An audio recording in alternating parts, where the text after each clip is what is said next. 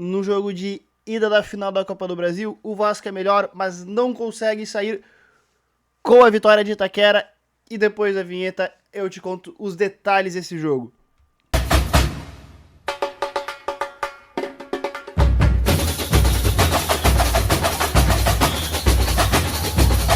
E aí, rapaziada? Como é que tá o coração? Vascaíno? Bem hoje, hein, Vasco? Bem demais hoje, hein? Corintiano deve estar um pouquinho mais chateado, né? Porque não foi bem, não conseguiu desenrolar o jogo do Corinthians hoje. Vamos lá, vamos falar um pouco do jogo, vou mostrar algumas coisas que eu entendi, tá? Vamos lá pra prancheta, pra tentar explicar mais ou menos o jogo. O Vasco no seu 4-2-3-1, Coutinho de 10, Nuno Moreira, Ryan, Gomes. Padrão Corinthians no seu 4-1-2-1-2 ou 4-4-2 losango, vai da variação que tu quiser. De novo, eu estou dando o goleiro aqui porque eu tô sem uma peça, me faltou uma peça, então faltou o goleiro aqui. O que o Vasco buscava fazer? O Vasco na sua famosa saída de 3, onde ele baixava o Barros, laterais mais à frente, com Nuno e Raia por dentro,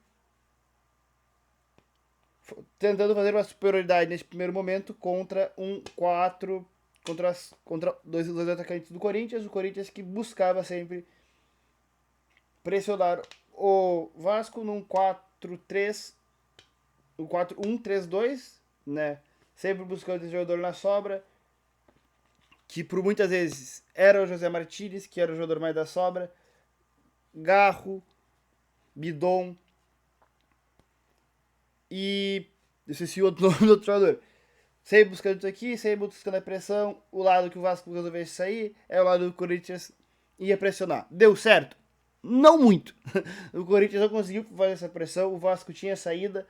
O Nuno Moreira sempre buscando estar muito próximo da bola, como é típico dos times do Diniz. Então, sempre que a bola estava na direita, o Nuno não se constrangia, o Nuno fazia o volta no corredor, estava próximo, buscando tabelas, buscando associação, buscando gerar vantagem, superioridade numérica no setor da bola.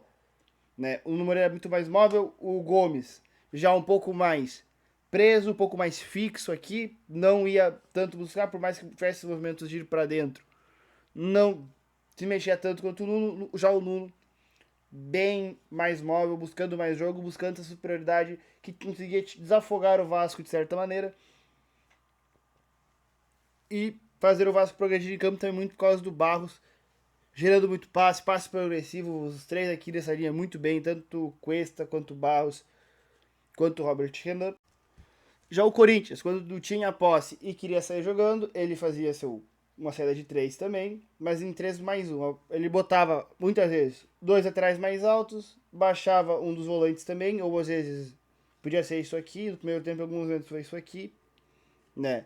Era um dos atrás mais baixos e um volante aqui, né? Quando entrou o Carijo aqui, deu uma boa melhorada. No primeiro tempo isso aqui tava bem ruim, pra te falar a verdade, né? Então era um 3-5-1, laterais do Corinthians bem altos, um lateral bem alto, outro lateral mais baixo. E o Vasco na mesma dinâmica que eu mostrei no último jogo. O Vasco era o 4-3-3, tentando pressionar alto, Coutinho alto, Raia de um lado. E aqui vai ser se o outro, vai ser sempre o ponta do lado da bola, né? Então se o ponta do lado da bola é o Nuno, por exemplo, suponhamos que seja o Nuno vem para dentro, Coutinho vai equilibrar aqui, Raia por dentro, o Nuno vem, e quem equilibra por dentro, fazendo uma trinca de volantes, é o Gomes. Se é do outro lado, a mesma coisa acontece. O Nuno entra, Barros por dentro, o Thiago Mendes como um pivote pela direita, e o Nuno ataca o espaço, os outros dois fazem o balanço. Então é sempre neste movimento, e lógico, tendo sempre um dos volantes cuidando as costas, se caso o Carijo ou o volante que fosse recebesse essa bola por dentro, tinha o cara próximo para combater, para saltar a impressão e não deixar o Carijo virar e ter jogo. Isso facilitou muito as dinâmicas do Corinthians, do Vasco, que foi melhor, muito melhor no primeiro tempo. O Vasco ele tinha dinâmica, o Vasco que se aproximava, um Vasco muito Diniz, assim, de aproximação, de toque curto, de tabela, de um Coutinho muito envolvido com o jogo, né? Um Coutinho que melhorou em 80, 90, 200% com o Diniz, melhorou muito, o Coutinho é muito mais próximo do o time, gira muito em torno dele, o Coutinho ele é, para se imaginar, um imã, onde quando ele tá com a bola no pé, o time se gruda perto dele e gera várias linhas de passe, ele consegue fazer tabelas e o Coutinho está muito bem. O Vasco é melhor, o Vasco cria chances, o Vasco faz o gol impedido, inclusive, numa bola enfiada pro Ryan, o Ryan faz o gol, mas ele tá ali centímetros à frente, é muito no detalhe. O Corinthians, quando chegou, conseguiu chegar somente numa bola aérea, no gol também impedido do Depay, que o Yuri estava tocando no segundo momento. E ele estava impedido. Mas fora isso, o Corinthians cria muito pouco. O Corinthians com muita dificuldade. Os volantes do Corinthians, principalmente no primeiro tempo, muito pouco criativos. Tanto o Breno Bidon como o José Martinez. Todos eles muito pouco criativos. E acabava sobrecarregando muito o Garro. E o Garro estava bem marcado. O Garro tinha um Barros ali, bem perto, bem na sua vigília ali, que não deixavam o Garro criar muita coisa. O Garro não conseguiu criar situações. Um Yuri completamente apagado, onde ele não conseguiu ter dinâmicas que ele gosta, desse facão, desse ataque ao espaço. O Corinthians não conseguiu criar dinâmicas para que o Yuri aparecesse no jogo. E o Depay discreto também, acho que um pouquinho mais participativo que o Yuri, porque a função dele é muito mais um cara para gerar apoios, para gerar uma tabela, para gerar algo assim, para conseguir girar e pegar um jogo de frente, do que o Yuri, que é um muito mais atacante de explosão, de ataque ao espaço, e o Corinthians não conseguiu gerar esse tipo de jogo para favorecer o Yuri Alberto, em nenhum momento. No segundo tempo, quando entra Carilho, entra outros jogadores, o Corinthians sim melhora, começa a conseguir ter um pouquinho mais de posse, tira um pouco da carga de cima do Garro, e começa a pelo menos conseguir controlar a posse. E também o Vasco cansa e para ser tão agressivo em cima do Corinthians. Mas também o Corinthians teve posse durante o segundo tempo, mas de novo não conseguia agredir. O Corinthians acabava muito tentando cruzamentos na área que não levava muita coisa, porque como eu comentei no início da análise, tu tinha Cuesta e Robert Renan muito bem defensivamente protegendo a área, que é uma questão minha com o Diniz. O Diniz tem a dificuldade de proteger a área muitas vezes, e hoje eles estavam muito bem na proteção. Os laterais do Corinthians não conseguiram ser tão agudos quanto geralmente são, e os laterais do Corinthians dentro desse jogo, eles são pilares, né? Eles precisam estar toda hora na frente.